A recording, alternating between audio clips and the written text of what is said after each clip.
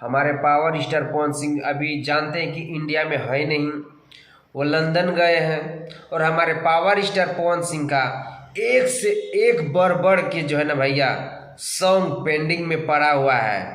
बस हमारे power star Pawan Singh का सिर्फ आने का इंतजार है।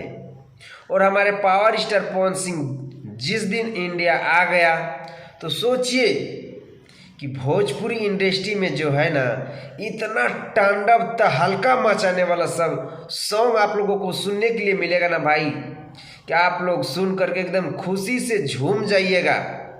अभी हमारे पावर स्टार पवन सिंह का यही खतु आरा अइले, ये सब सॉन्ग का आप लोग इंजॉय लीजिए। आज ये 5 के आप लोग एकदम दुलार प्यार इसी तरह बरसाते रहिए भाई।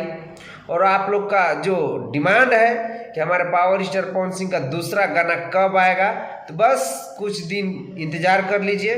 हमारे पावर स्टार पवन सिंह का सलीम सुलेमान भाई जी के साथ में भी जो मीटिंग हुआ था उसका भी सॉन्ग आप लोग को देखने के लिए मिलेगा भाई।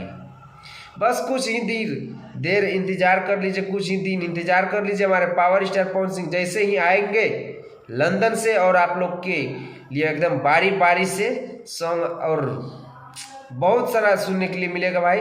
तो भाई आप लोग का ये वीडियो कैसा लगा अपना अपना कमेंट सेक्शन में अपना राय जरूर दीजिएगा।